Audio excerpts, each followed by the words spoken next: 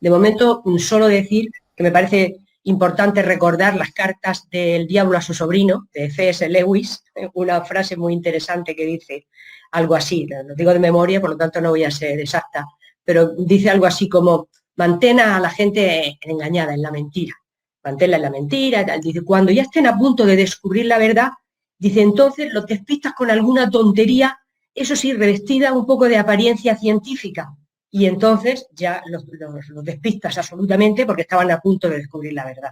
Y en mi opinión eso es lo que ha pasado.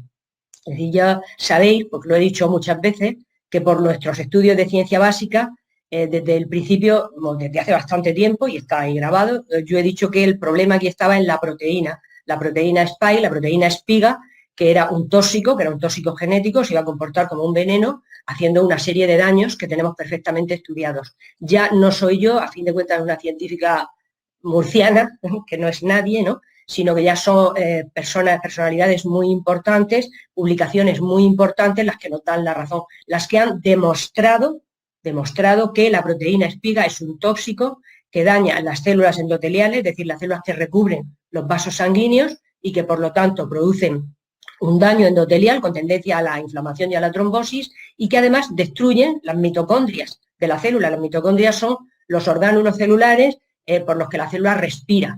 Por lo tanto, al dañarse y romperse las mitocondrias, la célula se queda sin energía, sin oxígeno, tiene que recurrir a la fermentación para conseguir un poco de energía fermentando la glucosa, y por eso, entre otras cosas, en lo que llamamos COVID grave, se produce un aumento de la enzima lactato deshidrogenasa.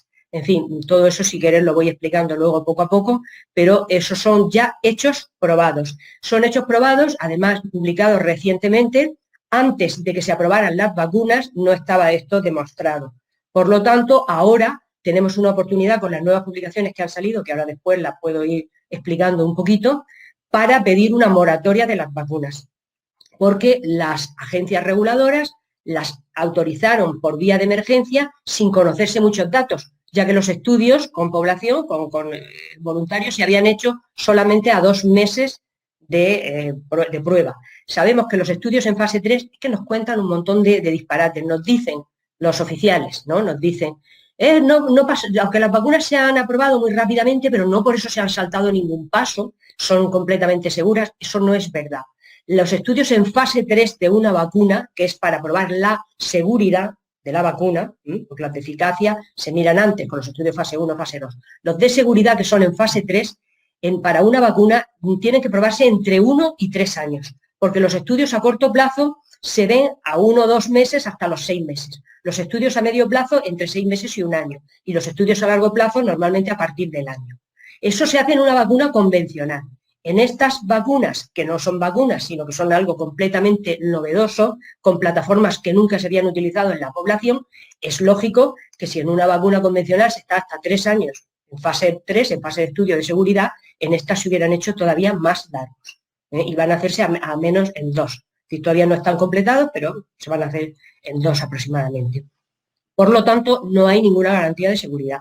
Y como están todavía en fase de autorización condicionada, se puede recurrir a las agencias, se puede denunciar a estas agencias porque hay ya documentación científica suficiente para decir que no son seguras, que la toxina es la proteína que la vacuna nos hace producir. Por lo tanto, todo esto se puede mover. Y aquí invito, ya lo he dicho a varias asociaciones con las que estoy colaborando y quieren moverse, como es Libertas, como es Liberum, pero ahí como invito la Asociación por el Futuro de Nuestros Hijos, con Felipe. Y los últimos estudios científicos nos están dando la razón y ya son expertos pues de la categoría, por ejemplo, de Stephanie Senet, del MIT, precisamente también del Instituto Tecnológico de Massachusetts, o como Byron Bradley, este profesor universitario canadiense, o como, por ejemplo, la publicación que han hecho los americanos sobre la proteína Spike, que nos dan la razón de que es la proteína Spike la que produce todos los síntomas de COVID y la que es un tóxico, es un veneno que nos están inyectando. Entonces, ¿qué es lo que hace esta dichosa proteína? Pues lo primero que hace es dañar el sistema inmune. Dañar el sistema inmune, bueno, sería largo de explicar lo que es el sistema inmune, no es exactamente lo que nos han explicado, a lo mejor Eduardo lo ha explicado en alguna ocasión, pero en cualquier caso lo que hace es que la respuesta inmunológica, en lugar de ser una respuesta normal, pues se convierte en una respuesta patológica inmunodeficiente, pero muy inflamatoria. Y eso lo hace porque el ARN vacunal, y no solamente el ARN, sino la propia proteína, que eso se ha comprobado por estudios, por ejemplo, de Constantin Foss, ¿no? Se ha comprobado que reprograma las células, cambia la programación genética de las células inmunes, solo la proteína, actuando sobre la membrana nuclear de la célula. Y entonces lo que hace es alterar la respuesta, tanto la inmunidad innata como la inmunidad adaptativa, produciendo una especie de clivaje hacia la inmunodeficiencia TH2 y produciendo facilidad para que cualquier patógeno oportunista que haya en el organismo nos infecte. Otra cosa que se ha demostrado y que es muy interesante son que estos cambios en la señalización celular producen, por ejemplo, daño en los vasos sanguíneos. Por ejemplo, engrosan los tabiques celulares de las células de los vasos sanguíneos y entonces, ¿qué es lo que hacen? Producir una neoformación rara en zonas donde hay muchos vasos, como son los pulmones, que engrosan los tabiques pulmonares y que por eso favorecen también la fibrosis.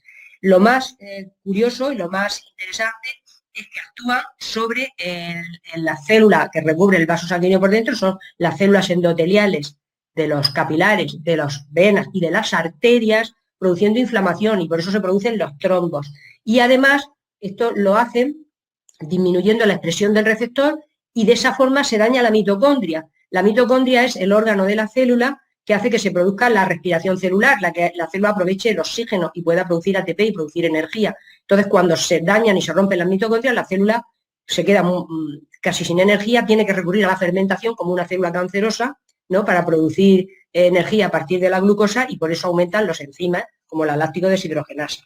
Eso está perfectamente publicado ya en un estudio que se llama la proteína de pico del SARS-CoV-2 produce daño en los endotelios vasculares. Y luego hay otros estudios muy interesantes también que nos dicen que esta proteína puede actuar sobre todos los receptores.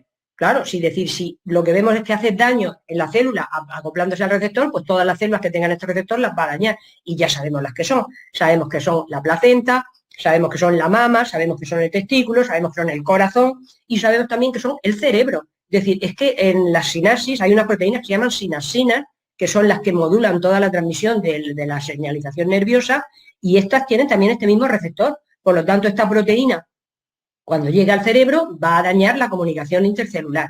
Esto lo hace porque no es lo que nos dijeron al principio, no, es que se inyecta la vacuna, se queda ahí en la célula muscular y a partir de ahí se produce la respuesta inmune. No es verdad. Se ha comprobado, y eso los japoneses han hecho un estudio, que han visto que después de inocular la vacuna, las nanopartículas se distribuyen por todo el cuerpo. Sí es verdad que van principalmente al bazo, hígado, al ovario van también mucho, pero que se distribuyen por todo el cuerpo, que en la primera dosis aparecen aproximadamente a las 2 semanas y después de la segunda dosis ya aparecen por todo el cuerpo al día siguiente, que atraviesan la barrera hematoencefálica y también pasan por el cerebro. Por lo tanto, todas las células del cuerpo van a ser dañadas por este tóxico.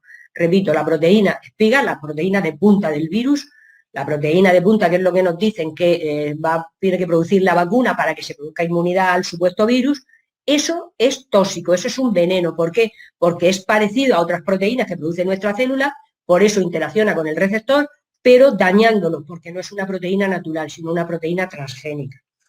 También hay estudios que revelan que esta proteína puede desencadenar cambios a largo plazo en la expresión genética. ¿Por qué? Pues porque es capaz de integrarse en el ADN, efectivamente es capaz de integrarse en el ADN. Los mecanismos de toxicidad son increíbles de esta proteína, de este veneno, es un veneno proteico.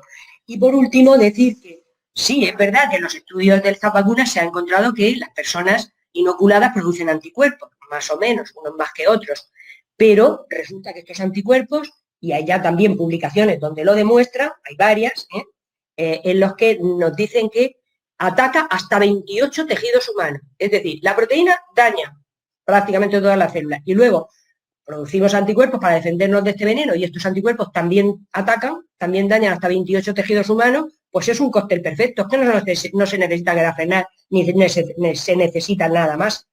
Y por último, decir que también hay estudios ya, por ejemplo en Israel lo han hecho, en que se demuestra que estos anticuerpos son los que generan las variantes, las famosas nuevas cepas, la variante sudafricana, la variante tal, ahora la de la India, la variante Delta. Todo esto se produce porque en particular las personas mayores y las personas que tienen un sistema inmune menos potente, lo que van a favorecer es que se produzca lo que algunos virólogos llaman el escape viral.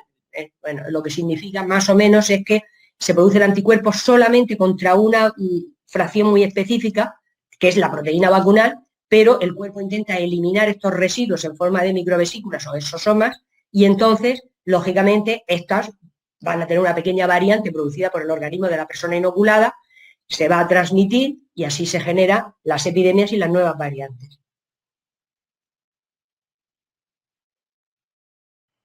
Sí, las cifras que he dado yo no son de todo el mundo, son simplemente de Europa, Reino Unido y Estados Unidos. Y eso que en Estados Unidos se notifica muy poco a VAERS.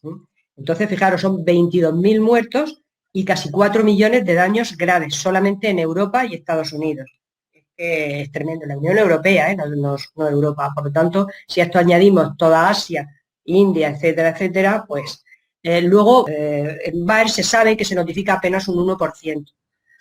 Tampoco en Europa ni en el Reino Unido se notifica al 100%, pero en España, por ejemplo, no se notifica nada ni se quiere notificar, porque sabemos, todos conocemos personas que o han muerto o han sido dañados graves por estas vacunas y aquí no se notifica, parece que no ha pasado nada, solamente algún profesor que tuvo algún trombo con AstraZeneca, es lo único. Yo quería comentar un inciso por si no escuchan personas que quieren vacunarse, yo solo voy a decir una cosa. Y a mi jefe le dijeron, dice, oye, que ya me han llamado para vacunarme. Digo, ay, entonces había un chaval de la limpieza y dice, coño, igual que mi amigo. Dice, mi amigo, le llamaron antes que a ti y tiene 30 años, pero le dijeron que fue a vacunarse porque era diabético y entonces tenía factor de riesgo contra el COVID, ¿vale?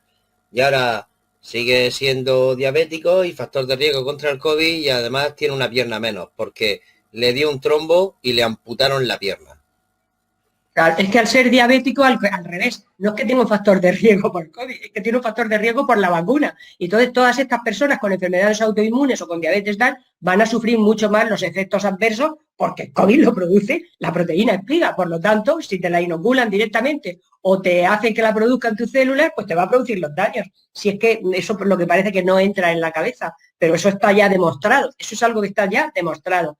Fijaros, ahora en Chile, ¿qué está pasando? Chile es el país de Sudamérica más vacunado. Tiene ya un umbral de vacunación superior al 50%, que yo eso siempre he dicho que es un umbral de percolación, es decir, un umbral de epidemia, donde ya hay mucha transmisión secundaria porque las personas están eliminando proteínas, el cuerpo tiene que deshacerse del tóxico, ¿no? ¿Y qué está pasando? Pues que ya Santiago de Chile confinado, cuarentena total, como allí están llegando ahora al invierno, y eso que ellos les han puesto la vacuna, la Coronavac, que es teóricamente de virus atenuado, pero claro, produce el síndrome de ADE también, produce enfermedad aumentada por vacuna. Como están llegando al invierno, pues ya estamos empezando a ver lo que está ocurriendo allí. En Santiago de Chile, la SUCI a tutiplén, ya no la sanidad desbordada y confinamiento total y absoluto. Y eso que llevan pocos meses. Es decir, cuando llega aquí el otoño-invierno, pues que Dios nos pille confesar. No sabemos lo que va a ocurrir, ¿no? La gente pregunta por el chat que dónde pueden sacar esos datos. Si hay alguna posibilidad, algún enlace que les pudiese pasar o estáis todavía en ello. No, Eudra Vigilance, el UK Health de, a ver si lo diré, de tarjetas amarillas, el sistema de notificación y VAERS, ahí está, es decir, esos son públicos estos datos. Muy importante también que son los efectos efectivamente a largo plazo que también están documentados ya y se está hablando de ellos muchísimo, que son los problemas priónicos. Como esta proteína lo tiene todo, es un compendio de maravilla, pues también se comporta como una proteína priónica que induce cambios en la conformación de proteínas. Y esto en el sistema nervioso, en el cerebro, básicamente produce un daño tremendo y se sabe que puede producir demencia, neurodegeneración y Alzheimer. Y ELA también, es decir, que es un cromo, es que lo tiene todo, es que tiene efectos inmediatos a medio y a largo plazo. Son dos cosas. Una, en primer lugar, nosotros vimos ya hace tiempo, y lo han visto otros muchos científicos, ¿no? La similitud, efectivamente, tenía esta proteína con proteínas de fusión. Y de ahí dedujimos que se van a producir reacciones cruzadas de anticuerpos. Eso está demostrado. Pero es que hay más. Es que lo último que se ha visto es que no hace falta eso que sí que ocurre, sino que es la propia proteína la que, interactuando en el receptor, produce el daño. Es decir, eso es lo último que nosotros empezamos a sospechar y a decirlo, pero que ya se ha demostrado. No hace falta la reacción cruzada de anticuerpos, que también se produce, sino que la propia proteína actuando sobre el receptor en todas las células que tienen el receptor ya hace daño. Entonces, como la placenta tiene receptor AC2, pues lógicamente va a atacar la proteína vacunal, va a atacar la placenta y puede producir el aborto.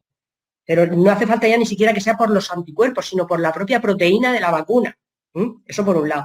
Y luego, efectivamente, el ADE, la mejora dependiente de anticuerpos, cebado patógeno o enfermedad aumentada por vacuna, como se le quiera llamar, pues es un fenómeno de distorsión inmune, para no enrollarme mucho, que lo que hace es que las personas vacunadas, cuando se enfrentan a un patógeno, lo que reaccionan es con un síndrome muy inflamatorio, mucho más inflamatorio de lo normal, que les daña y que no controla la infección. Por lo tanto, lo que ocurre es que sufren una enfermedad mayor o incluso la muerte. Y eso es lo que está pasando ahora mismo en Chile y lo que muy probablemente va a pasar aquí cuando llegue otra vez el otoño-invierno. El principio activo de la vacuna, ya lo sabemos, son la de Pfizer y la de Moderna, son las nanopartículas lipídicas que contienen la secuencia de ARN codificante de la proteína espiga, y las de AstraZeneca y Janssen lo que tienen es un ADN vectorizado por un vector viral poco replicante para que entre en el núcleo celular y a partir de ahí transcriba el ARN que dé lugar a la codificación de la proteína espiga. Y luego tenemos las de virus atenuados que también se están poniendo en Sudamérica, como son la CoronaVac, ¿no?, de Sinovac, que teóricamente son cultivos víricos purificados en células B0E6, lógicamente, del supuesto SARS-CoV-2. Hay otras que están en estudio, pero vamos, de momento las comercializadas son de esos tipos. Sería una vacuna convencional, pero que está produciendo, lógicamente, el síndrome de Alzheimer. El cuerpo tiene mucha capacidad de recuperación y hay ayudas. Es decir, esto se comporta como un tóxico. Sí es verdad que los tóxicos biológicos, por eso no voy a entrar yo tampoco en el fenómeno del contagio, lo explicaré tal como yo lo veo y eso creo que quien mejor lo explica es Carayer, pero en fin, eso a fin de cuentas es un mensaje, ¿no? Es decir, un mensaje, entonces no tenemos que fijarnos en el mensajero, sino en el mensaje. El mensaje es un mensaje de desregulación. Lo que transmite una spike tóxica eliminada en microvesículas es un mensaje de desregulación, o lo que transmite un virus vacunal modificado genéticamente, pues es un mensaje de desregulación de nuestro propio sistema. Pero sin entrar en eso, lo que sí tenemos que saber es que el organismo tiene mucha capacidad de autorregulación, de volver a encontrar el equilibrio. Por lo tanto, todo aquello que ayude a oxidar tóxicos, a eliminar tóxicos, pues va a venir bien, va a venir bien. Y estoy diciendo, pues, por ejemplo, las terapias oxidativas como el dióxido de cloro, eso siempre es una ayuda. Los antiinflamatorios potentes como el dimetilsulfósido, etcétera, etcétera. Hay muchas posibilidades de ayudar a la persona siempre que su sistema sea capaz de responder. Bueno, yo quería decir que esta pandemia también tiene una parte que es la infodemia, es decir, una cantidad de información tremenda que se ha vertido de todos lados, ¿no?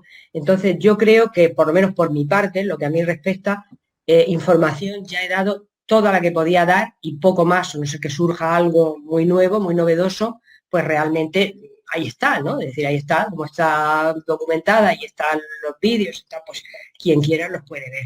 Yo creo que ya por ahí, por ese camino, no avanzamos mucho porque los que están convencidos, los que no están convencidos, entonces se puede seguir informando y hay que seguir informando, pero es un nivel ya un poquito más boca a oreja, es decir, todas las personas un poco despiertas que saben algo de qué va esto, pues tienen que, con prudencia, no callarse. Es decir, esto no es una cosa que podamos hacer aquí 4 divulgadores, por un lado. Y luego, por otra parte, yo creo que aquí el trabajo que hay que hacer es un trabajo ya judicial.